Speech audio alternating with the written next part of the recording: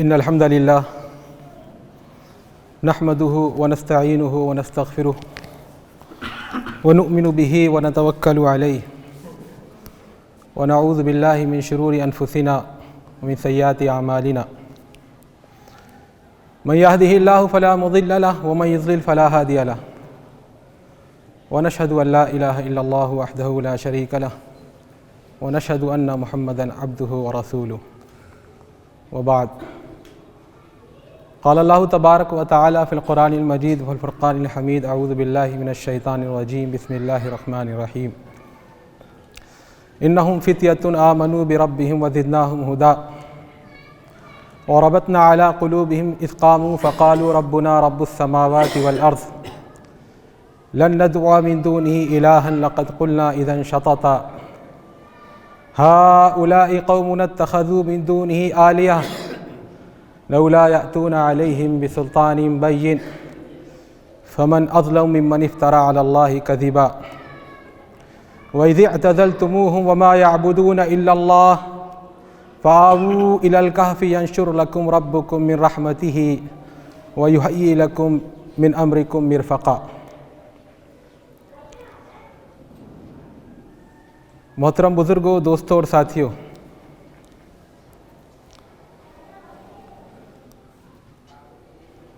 ہم ہر نماز کی ہر رکعت میں اللہ رب العزت سے صراط مستقیم کا سوال کرتے ہیں، اس پر جمنے کا، اس پر استقامت کا۔ اہدنا الصراط المستقیم، یہ صراط مستقیم اصلاً دین اسلام ہے۔ جب بندہ مومن صراط مستقیم کی دعا مانگتا ہے تو وہ گویا یہ کہتا ہے کہ اے رب، شیطان کے مقابلے میں اور کفر کی تاریکیوں میں اور ضلالت کے حملوں کی زد میں آ کر کے میرے اپنے بس میں نہیں ہے کہ میں تیرے دین پر ثابت قدم رہ پاؤں، تو تو مجھے ثبات بخش دے، مجھے استقامت دے دے۔ صراط مستقیم ویسے تو صراط مستقیم ہے، لیکن تاریخ کے مختلف ادوار میں یہ پل صراط بن جاتا ہے۔ وہی پل صراط جس کے بارے میں اللہ کے رسول صلی اللہ علیہ وسلم نے ارشاد فرمایا تھا کہ وہ تلوار کی دھار سے زیادہ تیز اور بال سے زیادہ باریک ہوتا ہے، جس پر چلنا بڑا مشکل ہوتا ہے، بڑا دشوار ہوتا ہے۔ ایک دور ایسا بھی آتا ہے جس کے بارے میں اللہ کے رسول نے ارشاد فرمایا تھا، القابض علی دینہ کالقابض علی الجمر۔ اس زمانے میں دین کو پکڑے رہنے والا اتنی تکلیف، اتنی اذیت اور اتنی ہی پریشانی محسوس کرے گا جیسے کوئی ہاتھ میں جلتا ہوا شعلہ پکڑ لے۔ تو میرے دوستوں اور ساتھیوں، اسے آپ اپنی خوش قسمتی کہیے، اللہ کی طرف سے آزمائش اور امتحان کہیے کہ میں اور آپ جس زمانے میں پیدا ہوئے ہیں، یہ زمانہ بڑے انقلابات کا زمانہ ہے۔ ہر طرف سے باطل طاقتیں متحد ہو کر حق کے خلاف محاذ کھول چکی ہیں۔ حق پرستوں کا کوئی نام لیوا نہیں ہے۔ مظالم کا ایک تانتا ہے، ایک برسات ہے، ایک بارش ہے جس کی بوندیں لگاتار گرتی جا رہی ہیں، برستی جا رہی ہیں۔ ایسے دور میں ایک رویہ تو وہ ہو سکتا ہے جو شتر مرغ کا ہے کہ آدمی اپنا سر ریت میں دے دے اور زمانے میں جو ہو رہا ہے ہوتا رہے، دیکھا جائے گا، عاقبت کی خبر خدا جانے، اب تو آرام سے گزرتی ہے۔ لیکن یہ رویہ بزدلی کا رویہ ہے، کم ہمتی کا رویہ ہے، کم ظرفی کا رویہ ہے، ڈر کا رویہ ہے، اور مومن ڈرپوک نہیں ہوتا، اللہ کے علاوہ کسی سے نہیں ڈرتا۔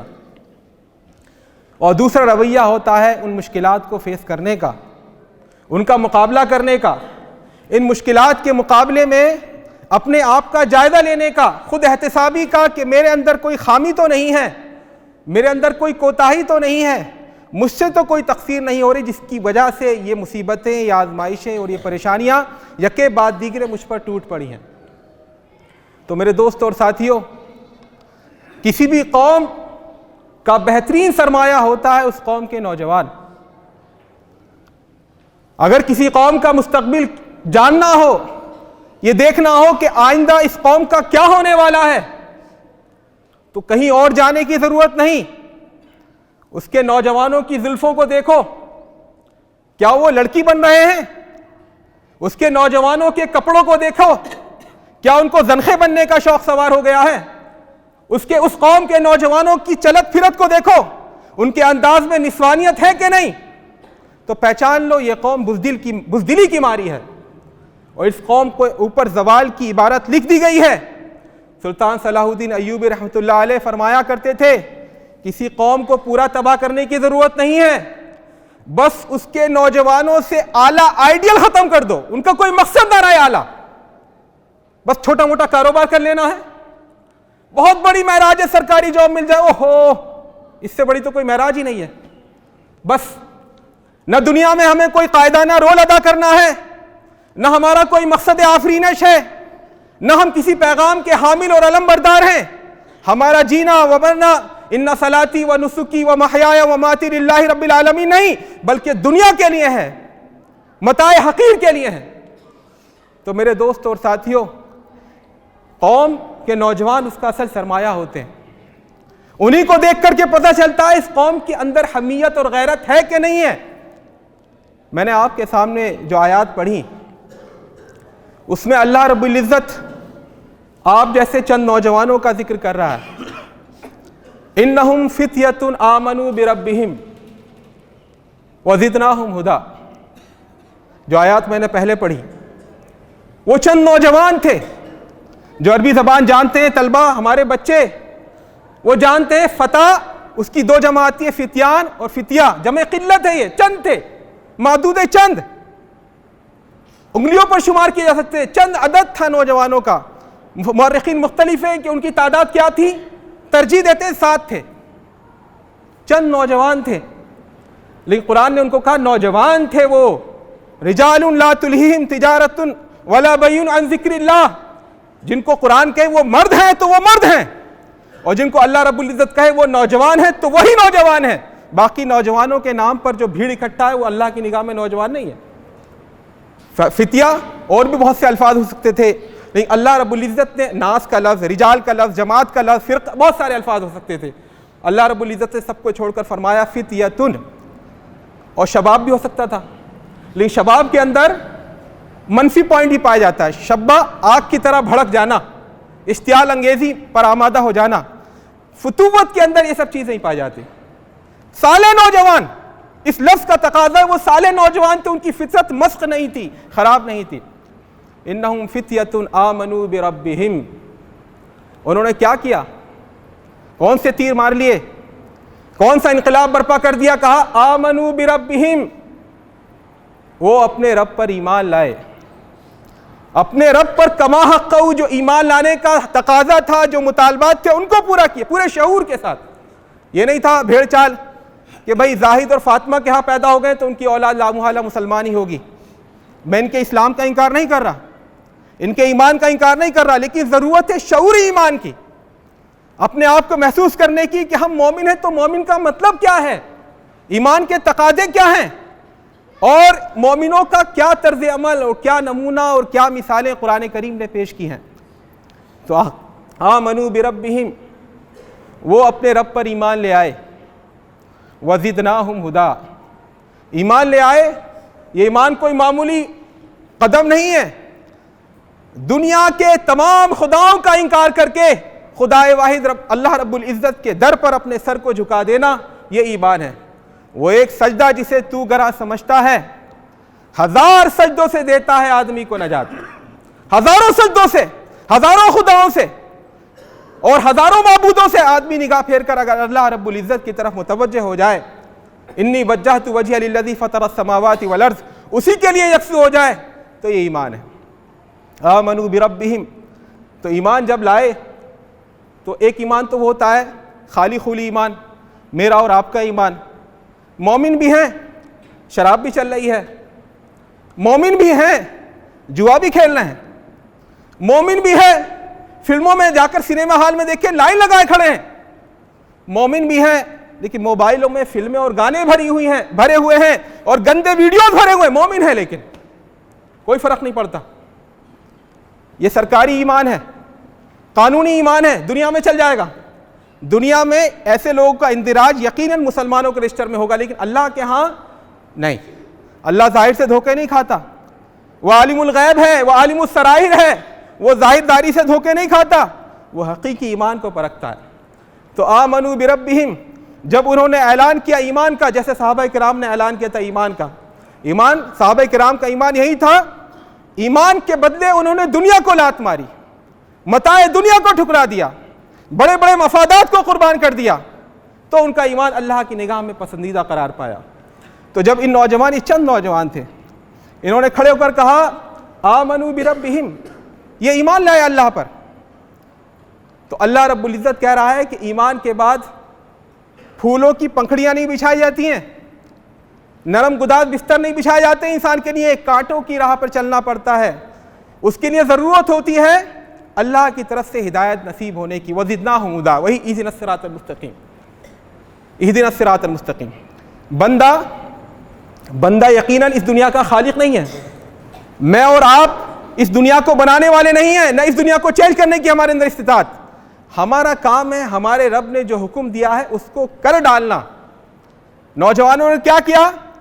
وہ یقیناً جس دور میں پیدا ہوئے تھے وہاں شرک کا دور دورہ تھا، کفر کا دور دورہ تھا، جارحیت پسندی پر آمادہ تھا باطل، اس میں انہوں نے جو کر سکتے تھے وہ کیا۔ انہم فتیۃ آمنوا، ایمان کا اعلان کیا۔ جب انہوں نے اپنی بازی کھیل دی، جو کچھ وہ کر سکتے تھے کر ڈالا، تو اللہ رب العزت فرماتا ہے وَزِدْنَاهُمْ هُدًى، ہم نے ان کو ہدایت دی، ہم نے ان کو استقامت دی۔ اور دیکھیے اسلوب بدل دیا، یہاں زدناہم یہ بادشاہانہ اسلوب ہے، اور ہم تھے جنہوں نے ان کو ہدایت دی، یہ بادشاہ کے طریقے پر اللہ رب العزت فرما رہا ہے۔ معلوم یہ ہوا کہ بندے کو جو اس کے بس میں وہ کر ڈالے، اس کے بعد نتیجے کو اللہ رب العزت کے حوالے کر دے۔ ہمارے دین اسلام نے ہمیں یہی تعلیم دی ہے اور یہی کچھ سکھایا ہے۔ یا ایھا الذین آمنوا ان تنصروا اللہ ینصرکم ویثبت اقدامکم، اے ایمان والو اگر تم اللہ کی نصرت، اس کے دین کی حمایت کے لیے آمادہ ہو جاؤ گے تو پھر اللہ تمہاری نصرت کے لیے آمادہ ہو جائے گا۔ ان تنصروا اللہ ینصرکم ویثبت اقدامکم، اور تمہارے قدموں کو جما دے گا۔ لیکن فرسٹ سٹیپ آپ کو لینا ہے، انیشیٹو آپ کو اٹھانا ہے، پہلا قدم آپ کو بڑھانا ہے۔ حدیث قدسی میں اللہ رب العزت ارشاد فرماتا ہے یا ابن آدم لو اتیتنی ماشیا لاتیتک ہرولۃ ولو اتیتنی ہرولۃ لاتیتک جریا، اے آدم کے بیٹے اگر تو میرے پاس چل کر آئے گا میں تیزی سے چل کر تیرے پاس آؤں گا، اور اگر تو میرے پاس تیزی سے چل کر آئے گا میں دوڑ کر تیرے پاس آؤں گا، لیکن پہلے تجھے آنا ہے۔ اللہ رب العزت ارشاد فرماتا ہے وَقُلْتُ اسْتَغْفِرُوا رَبَّكُمْ يُرْسِلِ السَّمَاءَ وَقُلْتُ اسْتَغْفِرُوا رَبَّكُمْ وَتُوبُوا إِلَيْهِ يُرْسِلِ السَّمَاءَ عَلَيْكُمْ مِدْرَارًا وَيَزِدْكُمْ قُوَّةً إِلَىٰ قُوَّتِكُمْ وَلَا تَتَوَلَّوْا مُجْرِمِينَ۔ وقت کے نبی نے کہا اللہ سے مدد طلب کرو، اللہ سے معافی مانگو، اللہ کی طرف رجوع کرو، نتیجہ کیا ہوگا؟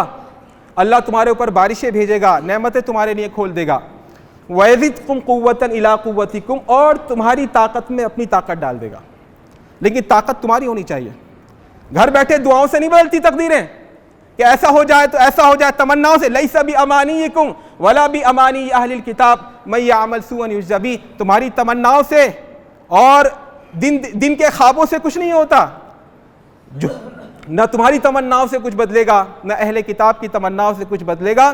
مَن يَعْمَلْ سُوءًا يُجْزَ بِهِ، جو بھی برائی کرے گا وہ اس کا بدلہ پائے گا۔ تو میرے دوستوں اور ساتھیوں، بنی اسرائیل سے مخاطب کر کے کہا یا بنی اسرائیل اذکروا نعمتی التی انعمت علیکم واوفوا بعہدی اوفی بعہدکم، اے یعقوب کے بیٹو میری نعمتوں کو یاد کرو جو میں نے تمہیں دی تھی، اور تم میرے عہد کو پورا کرو تو میں اپنا عہد پورا کروں گا۔ ولا تہنوا ولا تحزنوا وانتم الاعلون ان کنتم مؤمنین، تم اگر ایمان کا ثبوت دو تو انتم الاعلون ہوگے، اور ایمان کا ثبوت نہیں دو گے تو انتم الاعلون کا وعدہ بھی نہیں ہے۔ اللہ کے نبی صلی اللہ علیہ وسلم کی زندگی میں بہت سارے معجزات ظاہر ہوئے، لیکن حیرت انگیز بات یہ ہے کہ قرآن میں ان معجزات میں سے چند ہی کا تذکرہ ہے، اور انہی تذکرہ نہ ہونے کا بہانہ بنا کر بہت سارے لوگ ان معجزات کا انکار بھی کر دیتے ہیں جن کی دکان اسی سے چل رہی ہے۔ حالانکہ اللہ کے رسول کی زندگی میں بے شمار معجزات، بہت سارے معجزات ہوئے۔ غزوہ خندق کے موقع پر پانی کی لوگوں نے شکایت کی، پانی نہیں ہے۔ دیکھیے یہی شکایت حضرت موسیٰ علیہ السلام کی قوم نے ان سے کی تھی۔ وَإِذِ اسْتَسْقَىٰ مُوسَىٰ لِقَوْمِهِ فَقُلْنَا اضْرِب بِّعَصَاكَ الْحَجَرَ، حضرت موسیٰ نے دعا مانگی، اللہ رب العزت نے فرمایا پتھر پر لاٹھی مارو، پانی بہہ پڑے گا۔ وہ قوم تھی۔ مسلمانوں بھی یہی شکایت کی، یہی مطالبہ کیا، پانی کی کمی ہے، تو اللہ کے رسول نے یہ نہیں کہا لاؤ لاٹھی لاؤ ابھی مارتا ہوں، فرمایا جتنا پانی ہے جمع کرو۔ پورے کیمپ سے پانی جمع کیا، آدھے بالٹی یا ایک جگ پانی آیا، آپ صلی اللہ علیہ وسلم نے اس میں اپنا دستے مبارک ڈالا تو پانی ابلنے لگا، پانی ابل کر باہر بہنے لگا۔ آپ صلی اللہ علیہ وسلم نے فرمایا بھر لو جتنا بھرنا ہے۔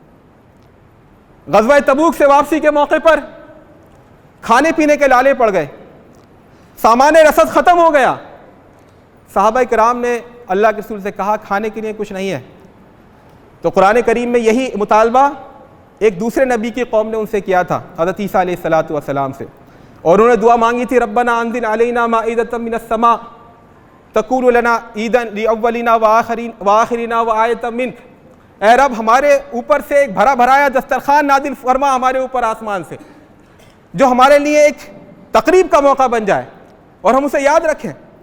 اور ایسا ہوا۔ اللہ کے رسول بھی ایسا کر سکتے تھے، اے اللہ ایک دسترخوان نازل فرما دے، لیکن نہیں، آپ نے فرمایا جو کچھ ہے تمہارے خیموں میں، تمہارے گھروں میں، ایک مٹھی جو، چند اناج کے دانے، چند کھجور، جو کچھ بھی ہے سب لے کر آؤ۔ سب نے اپنا اپنا حصہ ڈالا، ایک چھوٹا سا ڈھیر بن گیا۔ آپ صلی اللہ علیہ وسلم نے فرمایا اس پر چادر ڈال دو، اور پھر کہا لے کر آؤ برتن اور بھرتے چلے جاؤ۔ آپ صلی اللہ علیہ وسلم ڈالتے چلے گئے اور لوگ بھرتے چلے گئے، یہاں تک کہ بتاتے ہیں کہ 1500 سے زیادہ 2000 کے تقریباً لشکر تھا، اور سب نے خیمہ میں کوئی ایک برتن ایسا نہیں بچا جس کو بھر نہیں لیا۔ تو یہ بھی ایک معجزہ تھا۔ لیکن میرے دوستوں اور ساتھیوں، پچھلے انبیاء کی طرح اللہ تعالیٰ نے راست مداخلت نہیں کی۔ امت کو اللہ کے رسول نے سکھایا تم جو کر سکتے ہو کرو، تمہارے پاس چند کھجوریں لاؤ، تمہارے پاس مٹھی بھر جو ہے لے کر آؤ، تم جو کر سکتے ہو وہ کر ڈالو، پھر اللہ کی مدد آئے گی۔ اللہ کے رسول صلی اللہ علیہ وسلم، تمام مورخین، تمام محدثین یہ ذکر کرتے ہیں کہ میدان بدر میں جب پہنچے 313 تھے، ادھر 1000 کا لشکر تھا کفار کا۔ اللہ کے رسول نے دعا فرمائی، اس کا پورا ایک منظر ہے، پورا اس میں عبرت کے بڑے پہلو ہیں مسلمانوں کے لیے۔ تمام محدثین ذکر کرتے ہیں اللہ کے رسول نے مارکا شروع ہونے سے جسٹ پہلے مٹھی بھر ریت اٹھائی اور کفار کی طرف اس کو پھینک کر کہا شاہت الوجوہ، یعنی تمہارے چہرے خراب ہو جائیں۔ وہ مٹھی بھر ریت اڑ کر کتنی دور جائے گی، سامنے لشکر ہے اور 1000 کا لشکر۔ تمام مورخین کہتے ہیں، تمام محدثین کہتے ہیں وہ ریت تمام کفار کی آنکھوں میں چلی گئی۔ یہ معجزہ تھا۔ اللہ کے رسول چاہتے تو یہ ریت جو آنکھوں میں گئی ہے یہ گولی بن جاتی اور سب کے بھیجے اڑ جاتے، ایسا نہیں ہوا۔ لیکن بلکہ اللہ کے رسول کو ضرورت ہی کیا تھی، مدینے میں بیٹھے بیٹھے وہاں سے غبار اڑا دیتے اور وہ آندھی بن جاتی اور کفار کا لشکر تہس نہس ہو جاتا، لیکن ایسا نہیں ہوا۔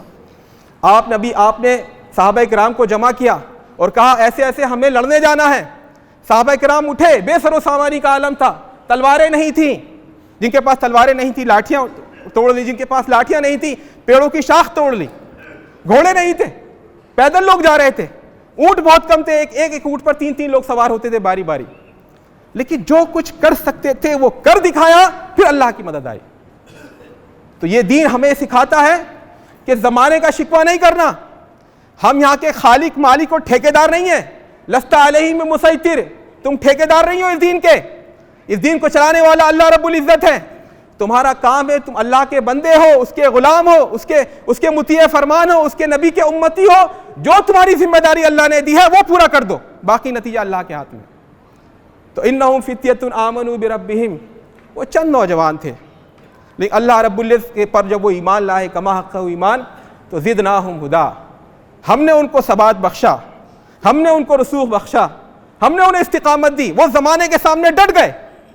میرے دوستوں اور ساتھیوں، یہ تاریخ کا عجیب المیہ کہیے یا تربیہ کہیے، خوش آئند بات کہیے یا بری بات کہیے، لیکن ہوا یہی ہے ہمیشہ، کیا حق کی دعوت ہو یا باطل کی دعوت ہو، اس پر سب سے پہلے لبیک کہنے والے، اسے بڑھ کر گلے لگانے والے نوجوان ہوتے ہیں، سب سے پہلے بڑھنے والے۔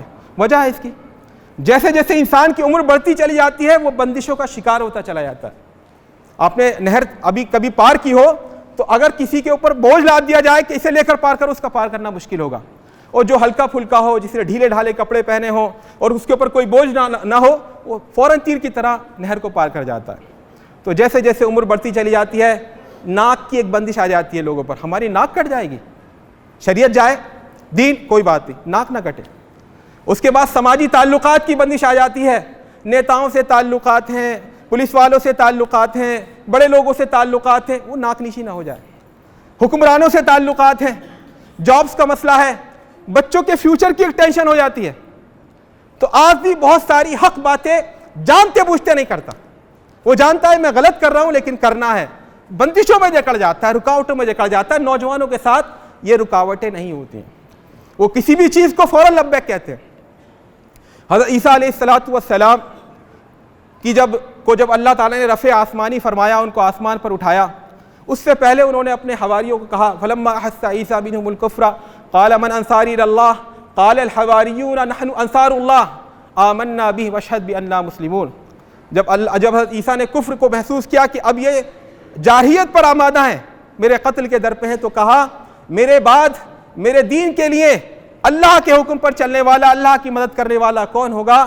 تو اس وقت حواریوں نے کہا نحن انصار اللہ، ہم اللہ کی مدد کریں گے، ہم اللہ پر ایمان لائے اور آپ گواہ رہیے گا کہ ہم مسلمان ہیں۔ تو حضرت عیسیٰ نے اپنے رفع آسمانی سے کچھ پہلے مختلف حواریوں کو مختلف جہتوں میں بھیجا، تم ادھر جانا وہاں دعوت کا کام کرنا، تم ادھر جانا تم وہاں تبلیغ کا کام کرنا، تم ادھر جانا تم وہاں پر دعوت حق پھیلانا۔ تو ایسے ہی کچھ حواری دعوت حق پھیلانے کے لیے سلطنت روما میں پہنچے، وہاں پر انہوں نے اسلام کی دعوت دی جو اس زمانے کا اسلام تھا۔ حضرت عیسیٰ علیہ السلام جس کو لے کر آئے تھے، اس دعوت پر قبول کرنے والے یقیناً عمر دراز لوگ بھی رہے ہوں گے، لیکن نوجوانوں نے آگے بڑھ کر اس پر لبیک کہا۔ یہ وہ نوجوان تھے جن کا قصہ، جن کا واقعہ قرآن کریم ذکر کر رہا ہے۔ تو میرے دوستوں اور ساتھیوں، اس قصے کے اندر جہاں عبرت اور موعظت کے بہت سارے پہلو ہیں، وہاں یہ پہلو بھی ہے کہ نوجوانوں کے اندر خیر کی طرف لپکنے کا اور بڑھنے کا جذبہ بہت زیادہ ہوتا ہے، اور ایسے نوجوانوں کو کارآمد بنانا چاہیے دین کی طرف دعوت دینے والوں کو۔ تو ایسا ہی واقعہ سلطنت روم میں پیش آیا تھا۔ اس وقت جب انہوں نے ایمان کا اعلان کیا تو کفر ان کے خلاف کھڑا ہو گیا اور ان کے خلاف محاذ کھول دیا۔ جب آدمی حق کا اعلان کرتا ہے تو فوری طور پر کفر اس کے سامنے کھڑا ہو جاتا ہے۔ یہاں لوگ نیوٹرل نہیں ہیں، غیر جانبدار نہیں ہے کہ آپ حق کی آواز پیش کرو، وہ مانیں گے نہیں تو کہہ دیں گے بھائی آگے جاؤ، ایسا نہیں ہے۔ یہاں جس طرح حق کے علمبردار ہیں آپ، ایسے ہی باطل کے علمبردار بھی ہیں، بلکہ آپ سے زیادہ وہ محنت اور مشقت کرنے والے، آپ سے زیادہ اپنے مقصد کے لیے تن من دھن کی بازی لگا دینے والے۔ تو میرے دوستوں اور ساتھیوں، ان لوگوں نے جب ایمان کا اعلان کیا تو ان کے خلاف لوگ کھڑے ہو گئے، ان کے خلاف کھڑے ہو گئے، اور جیسی حق کا کوئی اعلان کرتا ہے تو فوراً اس کے سامنے دو مرحلے آتے ہیں، دو وادیاں اس کو طے کرنی پڑتی ہیں۔ فَلَقْتَحَمَ الْعَقَبَةَ وَمَا أَدْرَاكَ مَا الْعَقَبَةُ، تجھے کیا پتا وہ کون سی وادی ہے؟ ایک ہوتی ہے وادی گلدار اور دوسری ہوتی ہے وادی پرخار۔ وادی پرخار ترتیب میں پہلے آتی ہے۔ وادی پرخار کا مطلب کیا ہے؟ کانٹوں بچھی راہ، اس کو طے کرنی پڑتی ہے۔ آپ جب ایمان کا دعویٰ کرتے ہیں تو فوری طور پر کفر آپ کے اوپر تعینات ہو جاتا ہے، آپ کو مارا جاتا ہے، آپ کو پیٹا جاتا ہے، سماج میں آپ کو بدنام کیا جاتا ہے، آپ کی کردار کشی کی مہم چلائی جاتی ہے، آپ کو تڑی پار کر دیا جاتا ہے، آپ کو محلے اور گاؤں اور بستی اور پورے شہر میں آپ کو بیگانہ بنا دیا جاتا ہے، کوئی آپ کا ساتھ دینے والا نہیں ہوتا، آپ پر دباؤ ڈالا جاتا ہے کہ آپ چھوڑ دیں اس مقصد کو۔ کہا جاتا ہے یا صالح قد كنت فينا مرجوا قبل هذا، اے صالح تجھ سے تو بڑی ہمیں امید تھی، you are the most expected person, ہمارے نوجوانوں میں تجھ سے بڑی توقعات وابستہ تھی، بڑا نام روشن کرے گا خاندان کا، بڑی اونچی ملازمت تجھے ملے گی، اور نہ جانے کہاں لے کر جائے گا تو اپنے گھر کو، کتنا بڑا بنگلہ بنائے گا، کیسی حویلی بنائے گا، کتنی لمبی چوڑی کار لے کر آئے گا۔ یہ کہاں اس چکر میں پڑ گیا تو دین کی باتوں کے؟ دین پھیلانا ہے، آخرت کی طلب کرنی ہے، اور دنیاوی مفادات کچھ نہیں ہوتے، دنیا کی زندگی تو عارضی ہے۔ ارے عقل مند بن، عقل مند، دیکھ تیرے ساتھیوں کو دیکھ، کیسے وہ لڑکیوں کی طرح زلفیں لہرا رہے ہیں، کیسے وہ لڑکیوں کو پٹانے میں اپنی زندگی مصروف کر رہے ہیں، کیسے وہ موبائلوں میں اپنا وقت ضائع کر رہے ہیں۔ ان کو ایسا دیکھ کر ایسا لگتا ہے کہ ان کو پتہ نہیں کہ دنیا میں کیوں آئے ہیں، اور آخرت میں انہیں ایک ایک لمحے کا حساب دینا ہے. تو بھی ایسا ہی بن. ماں باپ دباؤ ڈالتے ہیں, خاندان والے دباؤ ڈالتے ہیں, تیری ایجوکیشن کا کیا ہوگا, تیری جاب کا کیا ہوگا, تیرے کیریئر کا کیا ہوگا. یہ وادی پرخار ہے, دباؤ ڈالا جاتا ہے. چھوڑ دو اپنے کام کو. جو اس وادی میں ڈٹ جاتا ہے, اس کو پار کر لیتا ہے, ثابت قدم رہتا ہے, تو پھر دوسری وادی آتی ہے, وادی گلدار. اب مختلف طرح کی آفر پیش کی جاتی ہیں. ہم تمہیں سرکاری ملازمت دے دیں گے, ہم تمہیں بہت اونچا عہدہ دے دیں گے, ہم تمہیں ایم پی بنا لیں گے, سی ایم بنا لیں گے, اپنی پارٹی میں شامل کر لیں گے. ارے تم کہیں جاؤ گے تمہارے آگے 10 گاڑیاں, پیچھے 10 گاڑیاں, زندہ آباد زندہ آباد کے نعرے. کتنا اچھا منظر ہوگا. چھوڑو ان سب کاموں کو, آؤ ہمارے ساتھ. اللہ کے رسول صلی اللہ علیہ وسلم کے ساتھ بھی یہ دونوں وادیاں آئیں. کفار نے کہاں اتنا ستایا کہ گلے میں چادر ڈال کر اتنا لپیٹا دیا کہ سرخ ہو گیا چہرہ, اور لگا تھا کہ گلا گھٹ جائے گا. آپ سجدے میں جاتے تھے تو کوئی اوجھڑی لا کر ڈال دیتا تھا آپ کے اوپر. اونٹ کی اوجھڑی بہت بھاری ہوتی ہے. آپ نبی اکرم صلی اللہ علیہ وسلم اٹھ نہیں پا رہے تھے سجدے سے. تو کیا پریشانی. راستے میں کانٹے بچھائے گئے, گالیاں دی گئیں, غلاظتیں گھر میں ڈالی گئیں, جو اپنے تھے وہ بیگانے بن گئے, بیٹیوں کی رشتہ توڑوا دیا گیا, ان کو گھر پر بٹھا دیا گیا مطلقہ بنا کر. کیا ستم تھا جو اللہ کے رسول صلی اللہ علیہ وسلم کی ذات مبارک پر نہیں ڈھایا. لیکن جب اس میں ناکام رہ گئے, حضرت ابو طالب کے پاس پہنچے کہ اپنے بچے کو سدھار لیجیے, نہیں تو ہمارے سے برا کوئی نہیں ہوگا. حضرت ابو طالب جو پروٹیکٹ کرتے تھے اپنے بھتیجے کو, بلایا محمد صلی اللہ علیہ وسلم کو کہ بھتیجے ارفق بھی, میرے ساتھ تھوڑا سا نرمی کرو, بہت بوڑھا ہو گیا ہوں, میں اکیلا پوری قوم سے جنگ نہیں کر سکتا. یہ ایسا موقع تھا, اگر اللہ کے رسول نعوذ باللہ ثم نعوذ باللہ جھوٹے نبی ہوتے, متزلزل ہو جاتے, کچھ نہ کچھ لچک پیدا کر لیتے. ہاں دیکھیں گے, سوچیں گے, کچھ بات کریں گے, ابھی دیکھا جائے گا, یہ سب نہیں. لیکن آپ نے فرمایا لو وضعوا الشمس فی یمینی والقمر فی یساری ما ترکت ھذا الامر. اگر یہ لوگ سورج لا کر میرے دائیں ہاتھ میں رکھ دیں اور چاند لا کر میرے بائیں ہاتھ میں رکھ دیں, تب بھی میں اس کام سے نہیں ہٹ سکتا. آپ چھوڑنا چاہیں چھوڑ دیں. اللہ کے رسول نے جس جذبے سے یہ بات کہی, جذبہ اثر کرتا ہے. تو حضرت ابو طالب متاثر ہوئے. اللہ کے رسول صلی اللہ علیہ وسلم یہ کہتے ہوئے آواز رند گئی. تو حضرت ابو طالب متاثر اور کہا بھتیجے جاؤ, جو کام کرنا ہے کرو, میں تمہیں کوئی غضب نہیں پہنچنے دوں گا اپنی زندگی میں. تو یہ تھا وادی پرخار. وادی گلدار, عتبہ جو قوم کا بڑا سردار تھا قریش کا, وہ کہتا قریشیوں سے تم سے تو بات سنبھل نہیں رہی ہے, محمد صلی اللہ علیہ وسلم کو تم سنبھال نہیں پا رہے ہو, مجھے ذرا بات کرنے دو. تو آتا ہے اللہ کے رسول کے پاس, کہتا ہے بھتیجے میں کچھ آفرز رکھ رہا ہوں تمہارے سامنے, ان میں سے کسی کو بھی قبول کر لینا, ہم مان جائیں گے. نمبر 1, اگر آپ بادشاہ بننا چاہتے ہو بتاؤ, ہم اپنی سب کی سرداری منسوخ کر کے آپ کو بادشاہ بنا لیتے ہیں, لیکن اس کام کو چھوڑ دو. اور اگر پیسہ چاہتے ہو, دولت چاہتے ہو, دنیا کے بھوکے ہو, تو بتاؤ ہم سب اتنا پیسہ جمع کر دیں گے, سب سے زیادہ مالدار تم ہو جاؤ گے ہم میں, اگر یہی چاہتے ہو. اور اگر یہ نہیں چاہتے, کسی سے آنکھیں لڑ گئی ہیں, اگر کسی لڑکی پر تم فدا ہو, کسی خاندان کی خوبصورت لڑکی پر, اور اس نے تمہیں ٹھکرا دیا اور اس کے وجہ سے تم یہ حرکت کر رہے ہو, قوم میں خلفشار بچا رہے ہو, نام لے دو بس لڑکی کا, ہم نکاح کر دیں گے تمہارا, بلکہ تمہاری لونڈی بنا دیں گے. اور اگر ایمانداری سے بتاؤ, اگر کوئی بیماری تم محسوس کرتے ہو بتاؤ, اس کا اعلیٰ سے اعلیٰ علاج ہم کرا دیں گے.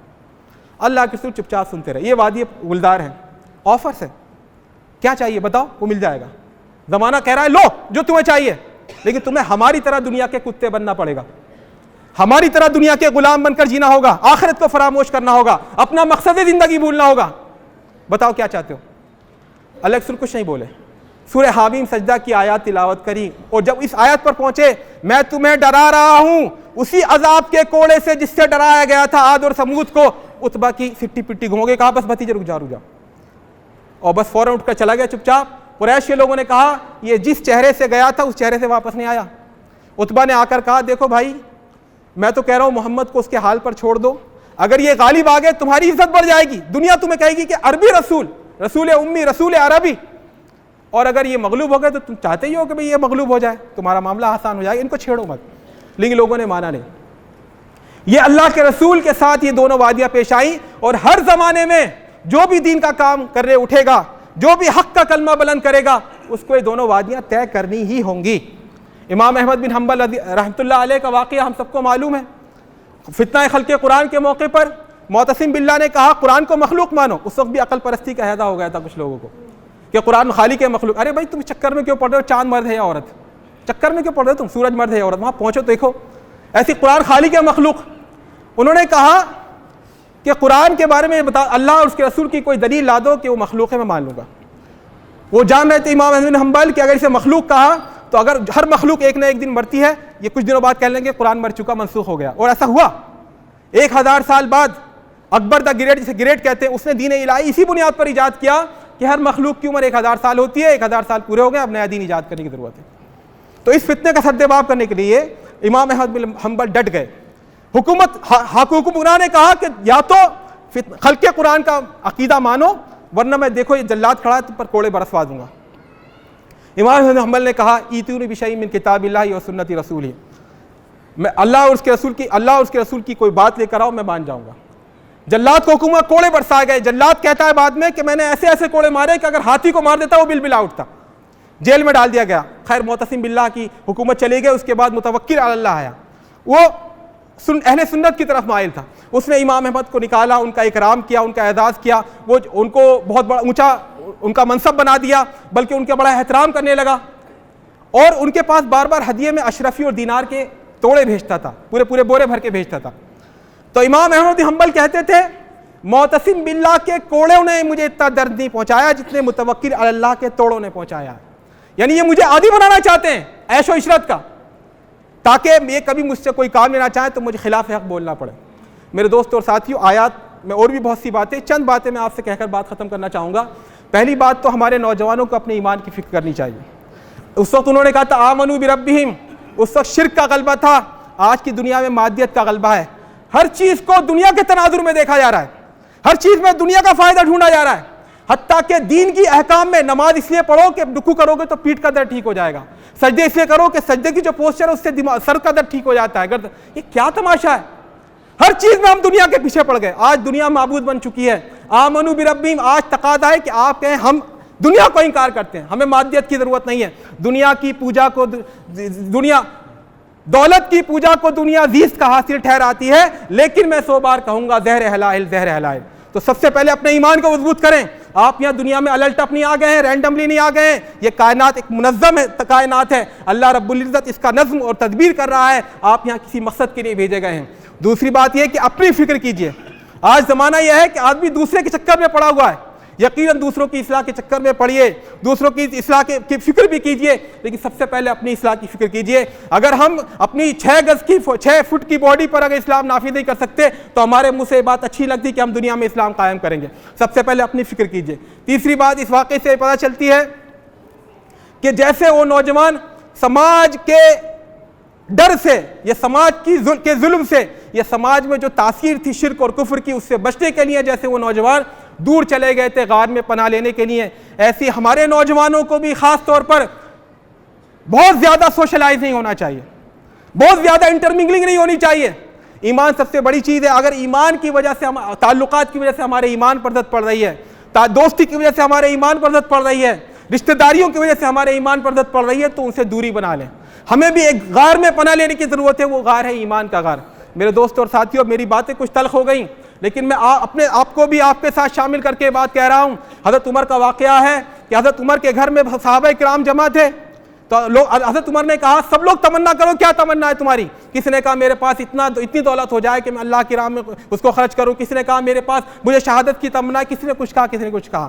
حضرت عمر نے کہا اگر میری تمنا تو یہ ہے کہ مجھے خالد اور ابو عبیدہ اور عمرو بن عاص اور معاویہ بن ابی سفیان جیسے نوجوان بھرے ہوئے مل جائیں اس گھر میں، اور سب کو میں اللہ کی راہ میں لگا دوں۔ تو میرے دوستوں اور ساتھیوں، آپ کا یہ مقام و مرتبہ تعمیر امید حضرت عمر کی نگاہ میں۔ میرے دوستوں اور ساتھیوں، آج ضرورت ہے کہ ہم اپنے ایمان کا جائزہ لیں، خاص طور پہ نوجوان۔ انہیں چاہیے کہ اپنی ذمہ داری کو سمجھیں۔ آپ قوم کا مستقبل ہو، آپ کل کا ستارہ، آپ امید ہو قوم کی۔ اگر آپ بگڑ گئے تو پھر کوئی سدھرنے والا نہیں ہوگا۔ اگر آپ نے بھی حق کو چھوڑ دیا، آپ کو پتہ نہ ہو کہ ہماری زندگی کا مقصد کیا، ہم یہاں کیوں آئے ہیں، تو میرے دوستوں اور ساتھیوں، پھر اس اسلام کی مسلمان ملت اسلامیہ ہندیہ کا کوئی نام لیوا نہیں، کوئی اس کے بارے میں کوئی امید اچھی نہیں کی جا سکتی۔ میرے دوستوں اور ساتھیوں، آج ضرورت ہے کہ ہم اپنے عمل کا جائزہ لیں، اپنے کردار کا جائزہ لیں، اپنے اندر ایمان پیدا کریں۔ اللہ تعالیٰ سے دعا ہے کہ ہمیں کہنے سے زیادہ عمل کی توفیق دے۔ اقول قولی ھذا واستغفر اللہ لی ولکم ولسائر المسلمین فاستغفروہ انہ هو الغفور الرحیم۔